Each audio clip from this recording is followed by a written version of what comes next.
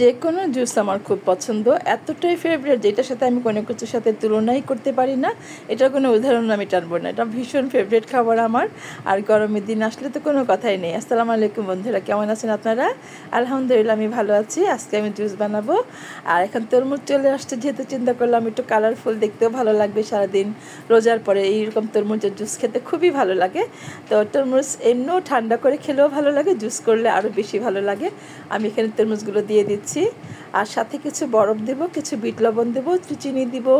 এভাবে সব কিছু মিলিয়ে আপনারা বাসায় করে খাবেন। নর্মাল তরমুজ তো আমরা সবসময় বাসায় খাই। একটু লেবুর রস, একটু বিট লবণ, একটু পুদিনা পাতা এগুলো দিয়ে করলে না অসম্ভব মজার হয়। করে খাবেন, মনের মতো করে করে খাবেন। আমি তো করে খাই যখন যেটা মনে চায়, ভালো লাগে। জুস খাওয়া নিয়ে কোনো না নেই আমার, হ্যাঁ, এটা নিয়ে কোনো আর্গুমেন্ট আমি করতে চাই না। জুস মানে সব খাবারের উপরে। আমি এখানে বরফ দিয়ে দিলাম, বরফ জমা পানিও দিয়ে দিলাম, বরফও দিয়ে দিলাম, যাতে আমার 2 গ্লাস পরিমাণ হবে ওই পরিমাণ পানি দিয়েছি। আমি এটা ছেঁকে নিলাম। ছাঁকানোটা আসলে আমার দুর্ভাগ্য যে আপনাদের আমি দেখাতে পারলাম না, আমার এটা স্কিপ করে গেছে। আমি গ্লাসে ঢেলে নিলাম। দেখেন কালারটা কত সুন্দর হয়েছে। আমি কিন্তু আজকে বিট লবণ দিইনি, আমি কিন্তু এটার মধ্যে পুদিনা পাতা, লেবু রস কিচ্ছু দিইনি। একেবারে ফ্রেশ খাবো আজকে। ওটা দিয়েও খেয়েছি, আমি পুদিনা পাতা লেবু রস দিয়েও খেয়েছি, কিন্তু ফ্রেশ জুসটা কিন্তু অনেক মজা, অনেক মজা। আর এই বরফ কোচানোটা দিয়ে দিলাম, পুদিনা পাতাটা পুরো গার্নিশের জন্য দিলাম। এটা গ্রানটাও অনেক সুন্দর, স্মেলটা অনেক সুন্দর। আপনার ইচ্ছে করলে কিছু লেবু কুচি দিতে পারেন এটার মধ্যে, খুবই ভালো লাগবে। করে খেয়ে আমাকে বলবেন কেমন হয়েছে। আর এটার পাশাপাশি আমি এবার আরেকটা করব, সেটা হচ্ছে বিটরুটের জন্য। এখানে আমি বিটরুটটাও কেটে নিয়েছি। দেখেন ফাইনাল লুকটা কত সুন্দর লাগছে না? আর 1 গ্লাস খেলে মন ভরে যাবে, 2 গ্লাস খেলে তো পেট ভরে যাবে, আর কিচ্ছু খেতে পারবেন না। তো যাই হোক, আমার এই জুসটা বানানো শেষ। এখন আমি আবার আরেকটা করবো। রমজান বলে কথা, দিয়ে একটা জুস তো থাকতেই পারে, তাই না? কালার দেখে মন ভরে যায়। আর তরমুজের জুসের কালারটা সবসময় বরাবর সুন্দর হয়, এটা তো আপনারা সবাই জানেন। একটু তরমুজ দিয়ে দিলাম, দেখতে সুন্দর লাগবে। এটা তরমুজের জুস, তরমুজ না দিলে কি হয়? তো যাই হোক, কেমন হয়েছে আপনারা আমাকে একটু বলে দিন কমেন্ট করে। যদি ভালো লাগে একটু লাইক কমেন্ট করে দেবেন, একটু শেয়ার দিয়ে রাখবেন। ভালো লাগলে কোন সবসময় তো ভিডিও খুঁজে পাওয়া যায় না, তার জন্য শেয়ার দিয়ে রাখবেন। ঠিক এইভাবে করে খাবেন।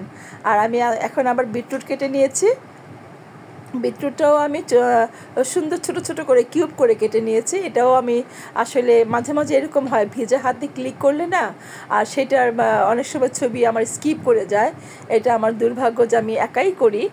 তো আমি এখন ঠান্ডা পানি ঢেলে দিচ্ছি, দিয়ে দিয়েছি পুদিনা পাতা আর বিটরুট একসাথে, একটু চিনি দিব। এটার জুসটা অসম্ভব মজার। আলাদা করে বরফ দিলাম আমি।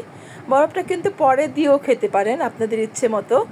তো দেখেন আমার কি ভুল হয়েছে বলেন আপনারা।